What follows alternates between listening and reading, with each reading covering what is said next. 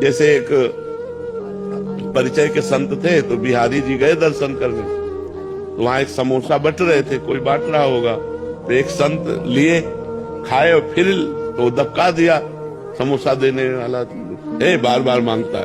तो जो संत गए थे तो उन्होंने देखा कि तो बहुत अच्छे संत, हम इनको मानते थे, तो समोसा बार बार मांग के खा रहे हैं, बस इतना सोचा था। जब लौट के आए तो हमारे गुरुदेव भगवान लाडली कुंज थी, उसमें विराजमान थे। उनका तुम्हारे शरीर से दुर्गंध आ रही, तो उनका महाराज जी हम साबुन नहीं लगाते, उनका नहीं, ये दुर्गंध नहीं, कोई अपराध करके आ रहे हो। हमारे गुरु जी सिद्ध महापुरुष, तो उनका महाराज जी अपराध, तो बोले वैष्णव अपराध।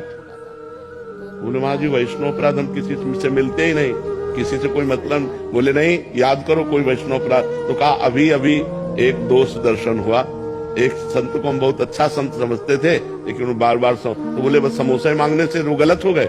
अरे उन्हें भूख लगी है, अच्छा लगा, वो दोबारा मांग लिए, 3 बार मांग लिए, संत को क्या जाता है। तुम दोष दर्शन किए, महाराज जी 50 रुपए दिए, ये आज के 25 वर्ष पहले की बात होगी, और कहा जाओ समोसा खरीदो और उन संत को खोजो और उनको दो और उनसे क्षमा मांगो कि मेरी आपके प्रति दोष दृष्टि हो गई थी, ये करवाया। अब देखो साधारणतया देखो तो ऐसा लगता है कि हमने कोई अपराध नहीं किया, लेकिन सूक्ष्मता से देखो तो अपराध ऐसा होता है कि हम किसी के ऐसे दोष दर्शन कर लिए और वो हमारे भजन में बाधा पहुंचा। इसीलिए वैष्णव अपराध से डरना चाहिए, संत अपराध न बनने पावे तो हमारा मंगल हो जाएगी। यदि हम किसी संत की निंदा सुन ली या किसी संत की निंदा कर ली तो हमारे पाठ भजन में फर्क पड़ जाएगा। ये आप ढूंढ लो कि कहीं किसी संत भगवान की निंदा तो नहीं सुन ली, कहीं किसी संत भगवान के प्रति दोष दर्शन तो नहीं हो गया।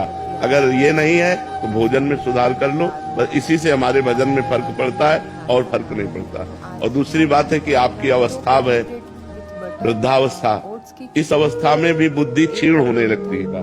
भगवान से प्रार्थना करो, और जितने भी विश्व में संत हैं सबसे प्रार्थना करो कि हे विश्व के संतों, जो प्रकट और अप्रकट है, हमारे जाने अनजाने में जो अपराध बन गया उसे क्षमा करो, तो भगवान फिर आपका पूजा पाठ शुरू करवा देंगे।